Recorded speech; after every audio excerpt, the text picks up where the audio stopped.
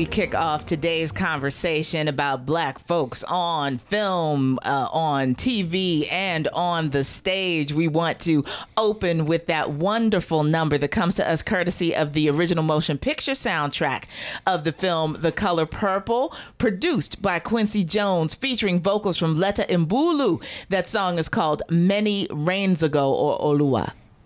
Beautiful song. It is. Beautiful music. It is. And very fitting. Yes, it is. For today's show. As we talk about this idea of how we bring all of those cultural facets together in order to create experiences for people in these various media. Yes, indeed. Mike Dennis is in the house for this week's edition of Reelblack Radio. You said you injured yourself. You are recuperating. Well, briefly, I was like stressed out a little bit, and I identified that. I said, let me get away. So I went up to North Jersey for a couple days. I spent a little bit of time with Charles. We shot a podcast, and I just needed to get away from things. But I checked into this. My first hotel choice, I picked the wrong day. I got there and they set me out in the rain. They didn't have any space. There was no room at the inn for Mike. So I had to quickly find a hotel online, and I didn't know what it was going to be. In the middle of the rain, I get there, I'm exhausted. I go in there and the mattresses are sunk in, and I'm like, okay, well, this is like a roadside New Jersey hotel. So maybe they're just like... You about to activate all of my OCD, man. So, but I was exhausted, so I laid down, and about 2 hours later, my lower back is just killing me. And I called downstairs, I don't know if you can change me now, but in the morning, because I'm going to be here for 2 days, I would like to change, right? And they said, no, we can change you now, right? He said, what's the problem? I said, well, the bed, it's just sunk in. He's like, well, is it a sleep number bed? I'm like, what? And it's like, sleep number. It's like, no, and then he checks, there's not a sleep number in your room. I'll move you to a room with a sleep number bed. So I'm thinking I'm getting an upgrade, right? So I get in there, and it's got like a little remote control, and it controls the air. It makes it firmer or lighter and all that stuff. So it's like, oh, wow, bonus, right? So then I go down the next morning. So my back is still hurting. I tell the people at front desk manager, look, I got to report this because I don't know who else is going to complain, but that's a bad bench. So, oh, well, that room, the compressors on the beds are gone. They're completely deflated. And I said, oh my God. So I wrote a long letter to the management of this hotel, which until I get resolution, I won't name their names, but I will come after them if I don't hear anything. But, it's like they should have never rented me the room, and it just destroyed my whole little R&R. Well, I'm sorry to hear that you had such difficulties in that respect. Well, but I got to let you know that as you began this story, and you're talking about the rain coming in the roof, that leads me to our guest. Yes, indeed. Because, of course, for many of us, one of our favorite scenes from the film The Color Purple has to do with the juke joint. And all of the folks from the town that are gathered there, and all of the interaction that happens in this space. And for those of you who have been under a rock somewhere who have not noticed that The Color Purple is coming on tour to Philadelphia, the musical version of it, we have joining us on the line today Daughtry, who plays the role of Harpo in that production. And we want to welcome him to our airwaves. Good morning, sir. Good afternoon, I guess I should. Yes. Yeah. Hey, Daughtry. Yeah, I was gonna say, and he's better looking than anybody who has played Harpo heretofore. I was like, some of us might have had a different feeling about Harpo if he had looked like him in the movie. I'm just saying. Okay, well, that if you go to Reelblack's Instagram, you will see a picture of Daughtry. Very, very impressed by your resume. You are a Broadway veteran, and you're coming to our town, Philadelphia. Yes, our little neck of the woods. To present Color Purple. Is it December 12th? Is it? Yes, it opens on December 12th. So talk a little bit about that process before we get into this particular role. Talk about what it's like to do professional musical theater, because I have not done Broadway, but one of my very good friends that I started out doing regional theater with, Rima Webb, has been a Broadway darling for a long time. And people got to know what a hustle it is to try and get cast in these shows and then do runs in these shows, even on what we refer to as the Great White Way. Yeah, it is a hustle. I actually, Rima is a great friend of mine. We celebrate. We're both Virgos, so we celebrated our birthdays together last year. But I actually started off as a banker. Oh, and I like to say that doing musical theater is my third career. Okay. I started off as a banker once I graduated from Bethune-Cookman University in Daytona Beach, Florida. Yes, sir. I moved to D.C., and I was a banker at Wachovia at the time. See, I'm a D.C. native, so I'm feeling you right now. Yeah. Yes. Yeah. Ward 7, baby. I was at 19th and M was my branch. And so I did that for 5 years, and then when the banks crashed, I taught school in Clinton, Maryland. Okay. And then that didn't work out because I really don't like kids. No,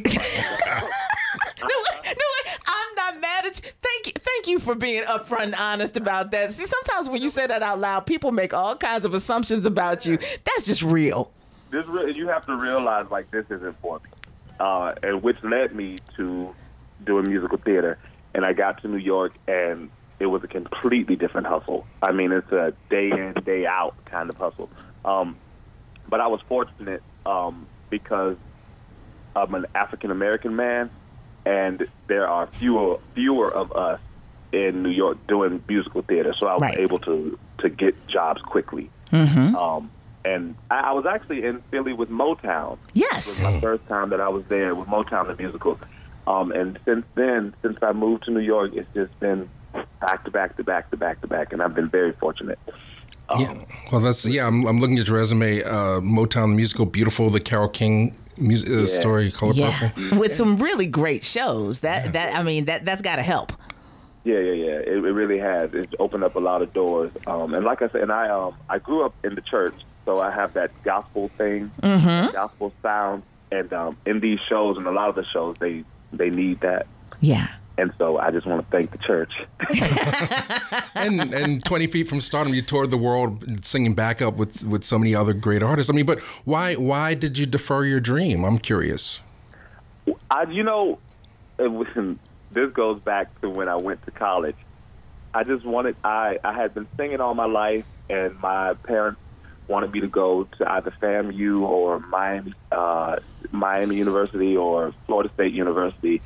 And I just wanted to rebel. I don't even know what inside of me made me go in, because my degree is in marketing. You know what? You really need to stop talking my life right now. You and I have more in common than I even realized before we started this conversation. I don't know what inside of me said go the opposite way, and I did. And but life brings you back. It always brings you back to your purpose. Yeah. So my mind just happened to take about 10 years. Wow. And for some of us, it's not that we ever fully get off the highway, but we need to stop making too many rest stops and continue along the path that it is what it is. But I can deeply relate to your story, sir. But I'm so glad that you've had the opportunity, even in the midst of rebelling or however you want to characterize it, to be able to realize some of these wonderful roles and give some depth to the representations of us that we get a chance to see on stage and on screen in so many different ways. And that is the hustle part of that, which is why I really wanted you to take some time and talk about your path. The hustle part of that is what makes a lot of parents very fearful and wary, but sometimes you got to trust the process. You absolutely do. And the process is scary. I want to say this because my father passed away, but my mother has always been the type of person that gets it done regardless of what it is. Yeah. She's like that kind of person where it can be, all the chips can be down, but we have to get this done. And so I think I picked that up from her. So when I was in D.C. teaching, a part of the hustle was staying active and making sure that the casting directors and everybody, they see you like as much as possible. I was living in D.C. I needed to be in New York to audition. So Megabus and Bolt Bus became my best friend. Yes. 4 weeks out of the week, I would get on the Megabus and go to New York City just to audition and come back home to D.C. Luckily, my principal, she knew I wasn't really going to be a teacher. So she would let me call out sick, and just go do what I had to do. But being there in New York was something that I knew I had to do in order to make this work. So I knew a part of it was me getting on a bus or a train to get to New York as much as possible. Yeah. The audition was something that I had to do. And even when I got to New York, it's being there every day and being completely prepared, knowing your music, knowing your words, you know, fully being able to act in front of these people, like not going in the room and, you know, having the paper in front of your face and not being able to show them yourself. So it's an extreme hustle. And it takes up all your time. Mm-hmm. But if you do it, if you're consistent with it, then the doors will open. Indeed. And people also need to respect what you just said in terms of your preparedness, but there's also a lot to be said for how you have to steel up your spirit for the subjectivity of that audition process, because you can be as prepared as you want to be walking into that room and you still get a feeling. I mean, you know, and those of us who sing in front of audiences understand about reading the room. Mm-hmm. You know when you're connecting with people and you're touching people, or when they're beaming at you, okay, this is really nice, but this is not what I'm looking for. And when you're in the middle of 16 bars or more of what you're supposed to be delivering to them in that time, fielding that energy, you got to practice a lot of self-care in those spaces. Yeah, you do. And you also have to protect yourself and prepare yourself for when you go in a room and you connect and you know everything went right and they still say no. Yeah. There's a very popular show that's out right now that I've been in for 13 times. Okay. Mm-hmm. And each time it's gone to the point where I've reached the final review, where the final review is where they're like, okay, we're just making sure that you're going to be the person that we hired. You're going to be the person we hired. We're just making sure that you're the one. So, and I've been in that situation twice with this show. And the last time that I went in, I went in and was like, listen, if I get it, I do. If I don't, I don't. But I need to know for myself that I've done the work and I'm capable of doing this. Right. Even if they say no. You know what I mean? So I don't want to disqualify the work that I've done because somebody said no to me. Yeah. Yeah, so it's a lot of, like, you have to prepare yourself for a lot of things. When doing this. Yeah, where are you calling? We're talking with Jay Daughtry, who's going to be he's Harpo. Yes. He is Harpo. Yes. You got that job. And you're coming Tuesday through Sunday to Philadelphia at the Forest Theater, and folks got to get the tickets. I mean, I've seen. I was at the library at the Lincoln Center Library. I saw the tape of the Jennifer Hudson version, and dancing, and I mean, you guys are working hard on this play because it never stops moving. There's always movement on the stage, dancing, all that stuff. Where are you now? Are you in New York as we speak, or are you on the road still? We are in Hartford, Connecticut. Wow, the sleepy town of Hartford. Yeah. Yes, and it's getting ready to snow, so it's even slower. But we're in Hartford. It's been pretty well attended. This show the story is so beloved by so many people. Yes. That, you know, they come to see it in whatever city that we're in. So, and we're appreciative of that. And people are so in it, which is why we have to be very careful how we handle these characters. Right. Because we all know these characters. We were in the rehearsal room, and the director was directing me on certain things. And I was like, wait a minute, that's not Harpo. I know Harpo. I know him for myself, and he wouldn't do that. But we have to be very careful how we handle the characters because they're so beloved and they're like household members. Yes. So many of our families. So.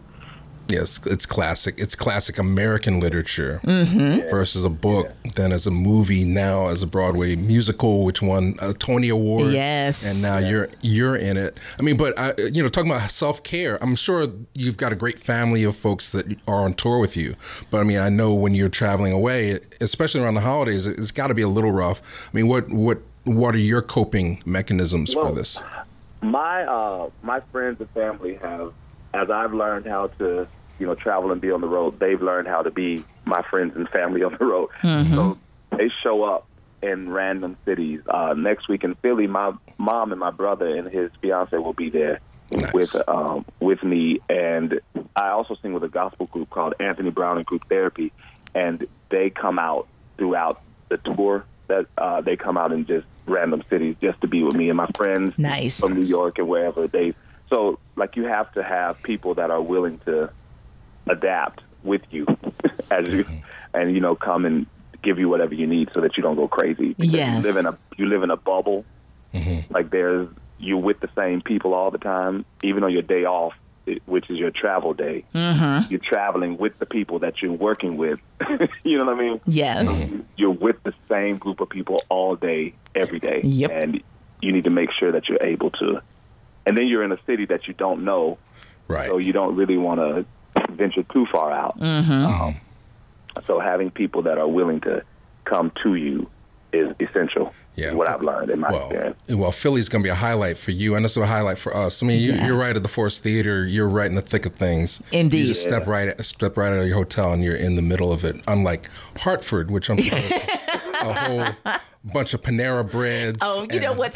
Stop stereotyping the place. It's just malls. But I'm saying, you are coming to Philly, and there's a lot of family here, and there are, as you mentioned, a lot of us that really feel very beloved about this story. And so I know you're going to have energetic audiences on top of what we expect to be packed audiences. I'll be there. It's definitely going to be fun. And really, we wish you safe travels as you get ready to make your way down the road and make it to our city. But thank you for being part of the ensemble that's going to bring this story to life here in Philadelphia. And we are encouraging everyone in our listening audience to grab a ticket and be part of that extended family for you as you all stage this wonderful production. Well, thank you. Thank you for having us. And I want to say, when you come, talk back to us. Okay, yes. When we open the show, we're waving at you and trying to shake your hand and everything. So be very interactive. We love that. And thank you, Philly, for having us. Definitely, yeah. Absolutely. Jay Daughtry, thank you for joining us today. All right. Thanks. Thank y'all. And you got to bring go to that Rite Aid across from the forest and pick up some tissues, because you've been crying at the end of Color Purple. And, bring your sister friends, and you'll be singing. Right. Bring a couple songs you'll know, a few songs you won't, but it's a great show. Absolutely.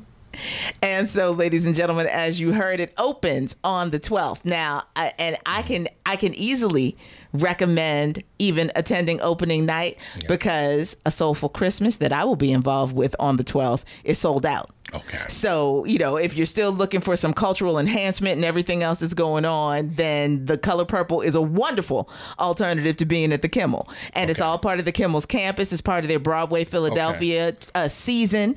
So, A Color Purple at The Color Purple at the Forest Theater. Tuesday through Sunday. Tickets start at $62, but you know how we get the hookup. So you got to scour those coupon codes and get your. You want to be there. You want to take your family. It's a great Christmas present, and just say hi to Jay. Yes, and see our raucous culture on stage. It's a wonderful thing. It's classical. People are dancing. I mean, it's like it's. That's what I'm saying. That's why I say it's ruckus. I mean, it is fully engaging. And you just heard him.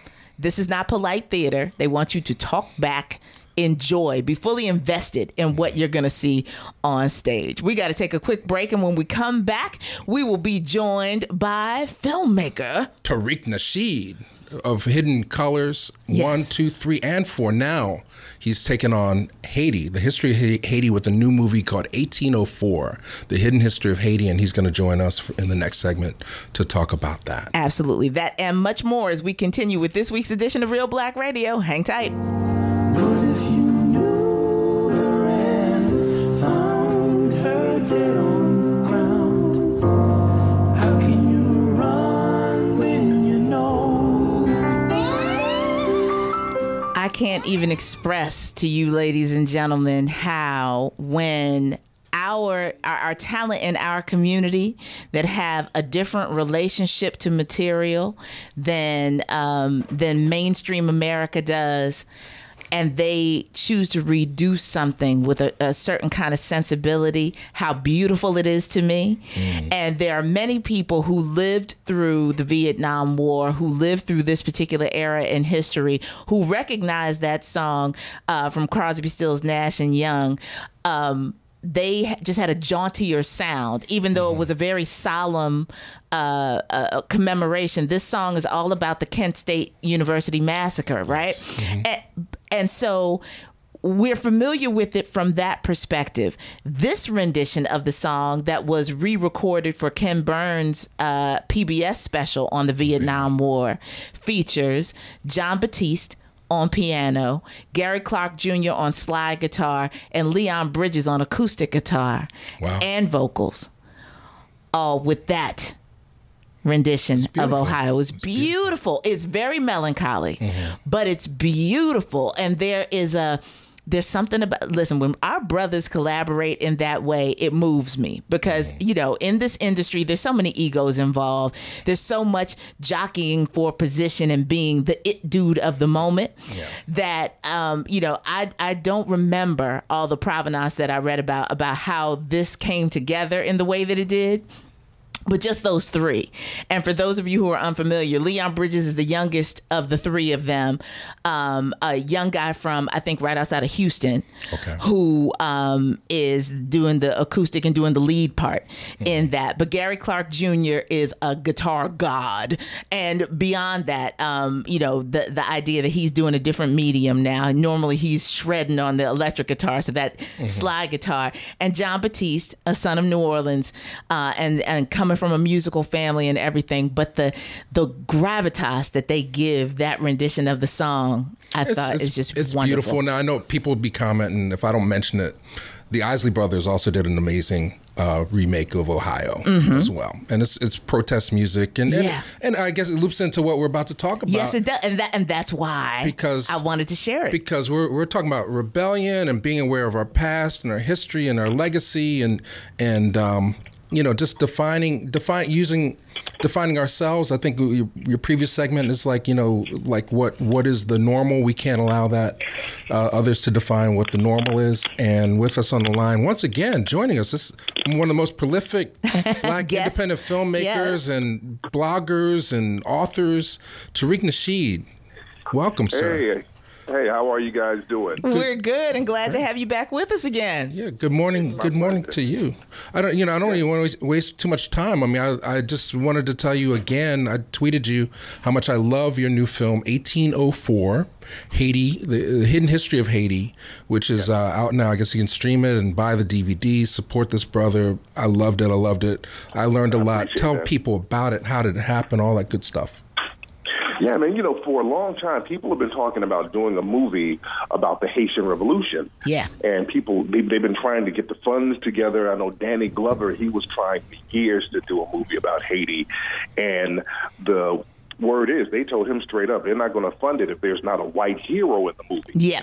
So he just never got it done. So for a long time, people have been trying to get a movie done about Haiti. And really, the history out there, a lot of us just don't know about the history of Haiti, how it was the only nation that had a slave population that rose up and overthrew the enslavers. So I thought that was an amazing story. And, you know, I got it together. I went down there and we just put the film together. Got a lot of speakers who were from the Hidden Colors series. I got a lot of other speakers who were very thorough with the Haitian history. And we went on and put it on out, and people are really feeling it. Yeah, absolutely. You know, in addition to like who you have Leonard Jeffries in there, Wyclef John. I mean, you know, a lot of folks. Besides from the UK, brother named Akala. Biana Bello, she's a very well-respected Haitian historian, and it's such an inspiring story, not just about Haiti, but just about African people and our resolve and our resilience and what we can do when we put our minds together and stop being oppressed. It's a very interesting story. And you know what's funny right now? I'm getting a lot of pushback from a lot of people in the dominant society. I get a lot of people saying that it's a race-baiting film.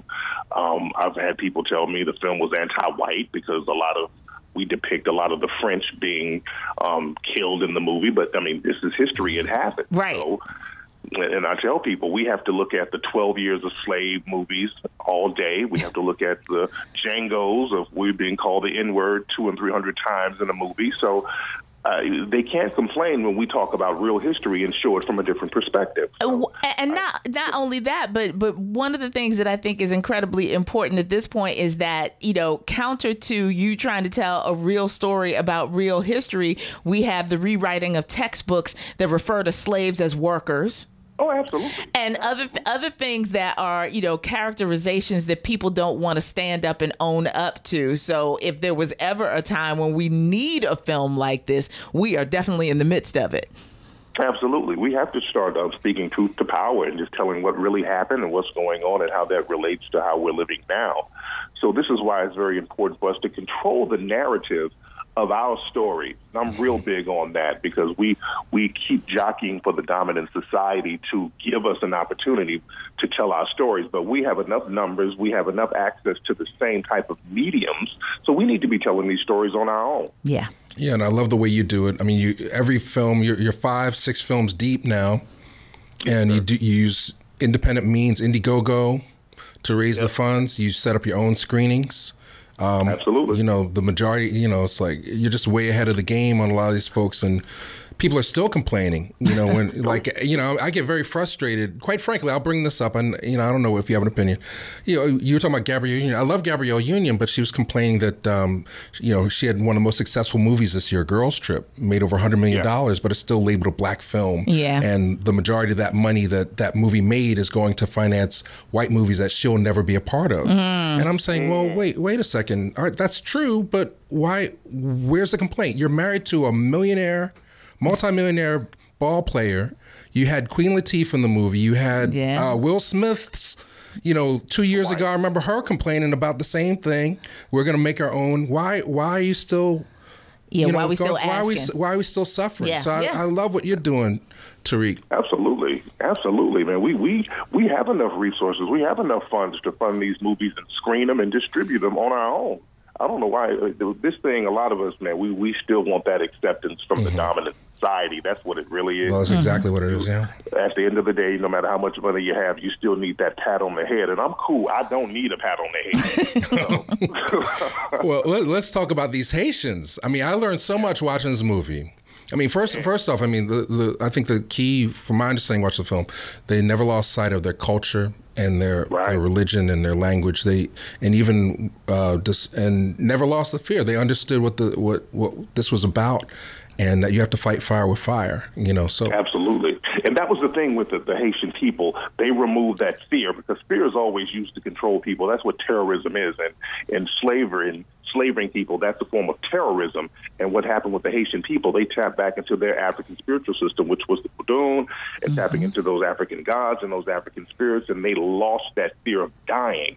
And that was the key to make them successful. And this is one reason, and we talked about this in the film, why they've always made African spiritual systems somehow demonic, like voodoo. Because of the Haitian Revolution, that's the very reason why today they have demeaned what voodoo is and made it something else.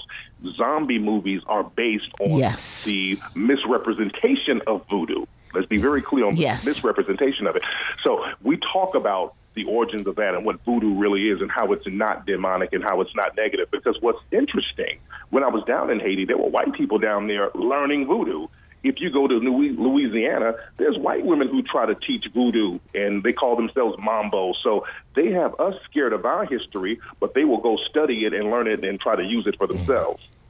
Yeah, well, just systems. You talk about capoeira. There's a lot of things. Yeah. A lot of things. Just the fact that somebody can go against guns with machetes and knives, and also the organic science of just knowing what roots do and poisoning people. Yes. I didn't realize 6,000 people were poisoned prior in the course of this revolution. La la la. I was going to say, I will say things that'll get me in trouble. And just so you know, Tariq, I have my history, my father's side of the family history is very deep in the Caribbean. And so, of course, the delineation between ethnicities within the context of what island you came from and how that manifested itself is all very blurred, because I know I clearly have Dominicans, and I'm doing air quotes just so you know, Tariq, Dominicans and Cubans in my line, and my folks were Spanish speaking, but that doesn't mean that they didn't have connections to this rebellion. And part of the reason why they might have made their way from one place to the other anyway, we're only talking about going from one side of the island to the other in the case of Haitian and Dominicans. And for Cubans, one of the things that I didn't know about until maybe about 5 years ago was about the moving slavery from the island of Haiti to Haitian slaves enslaved in Cuba. And the fact there's a Creole choir of Cuba that represents that history and that legacy. And so, there's so much that we say sometimes that, we got enough to worry about as African Americans, but a lot of our legacy is tied to this history, depending on what boat you came on when you got here. Absolutely. It's just which enslaver taught us Spanish or English, right? So it's and especially in that Caribbean thing, the Caribbean area, all of it is the same, because a lot of Jamaicans were over in Haiti, like Duddy Bookman. He was a Jamaican, and he was one of the leaders of the Haitian Revolution. Yes. You speaking of Cuba, we talked about in the movie how they would bring in Cuban dogs to attack the Haitians. So I mean, all of that stuff everybody was in the same boat for the most part, and during the Haitian Revolution, after the Haitian Revolution, Haiti helped free a lot of slavery that happened in the Caribbean and in South America, and we touched on that in the movie. So it's a very vast history. Yes. Yeah. No, I love how. I mean, you say the lion gets to tell the tale. So I love your movie in the sense that the rap on Haiti, if you look from a westernized point of view, is that whole island is cursed. Yes. But there's really a systemic. Right. There's a whole systemic thing that went down as a result of this rebellion. I mean, can you speak to that? And it's still going down, and that's the thing. They say, well, look at Haiti now. They don't know how to manage themselves, and that's a complete lie. When the Haitian Revolution was over, they built one of the biggest structure in the Western Hemisphere, which is the Citadel. It's a big, huge castle on a mountain out there, and the Western historians don't even talk about this thing. And they were printing their own money. Like I said before, they were helping out other nations.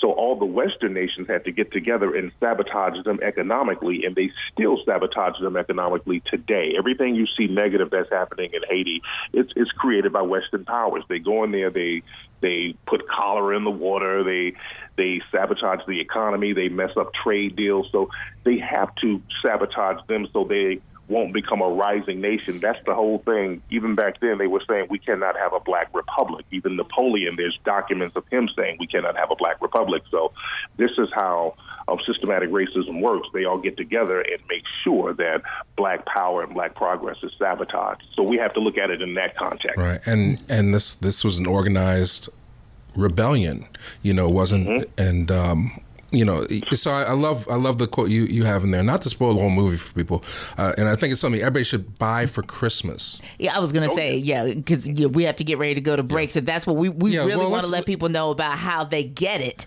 so that we can encourage more of these conversations to happen in our homes, and our increasing our cultural awareness while we debate about the consumerism of the holidays and all the other things that happen this time of year. Yeah.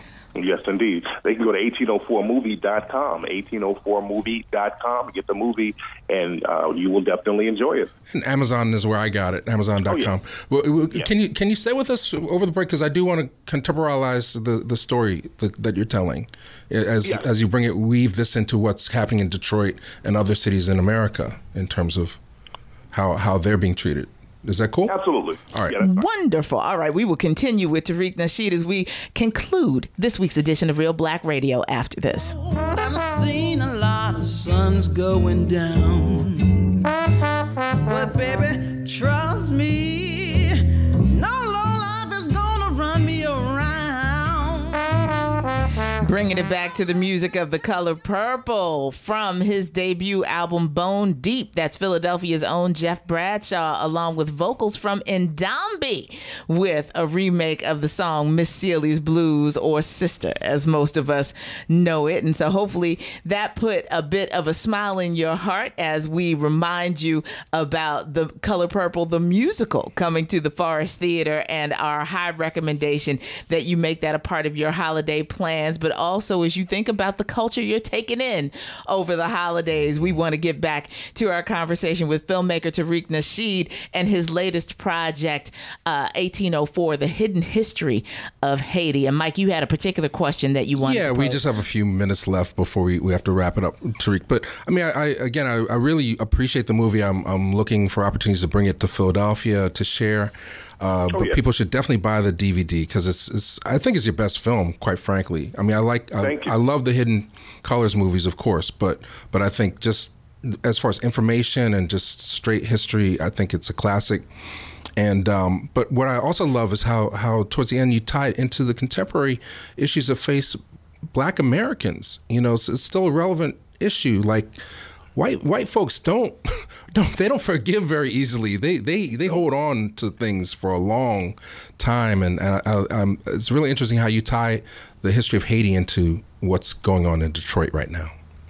Oh, absolutely. We talk about that. There's that same type of resentment that they have for Haiti. They have that resentment for Detroit whenever there's any type of centralized Black empowerment mecca, which was Detroit was that for a long time. You know, you had the Motown sound. You had a lot of powerful Black activists coming out of Detroit. Detroit was a very, very significant city for the Great Migration, Black people moving there. So it was very powerful. I was born in Detroit, by the way. Oh. You know.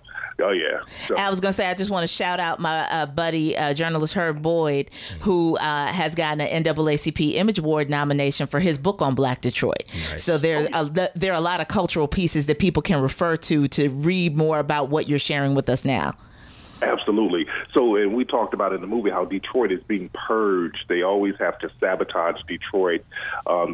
Detroit was the original Chicago, how they now use Chicago as a talking point. They used to do that with Detroit all the time. Mm-hmm. And they have to purge it and sabotage it and mess up the economy and gentrify Black people out of certain neighborhoods.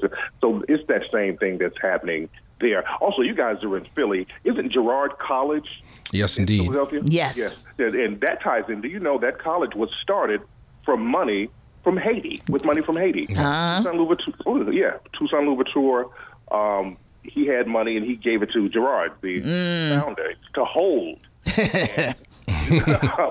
Big mistake. Well, I was going to say, hold this knot for me, son. And then what does that turn into?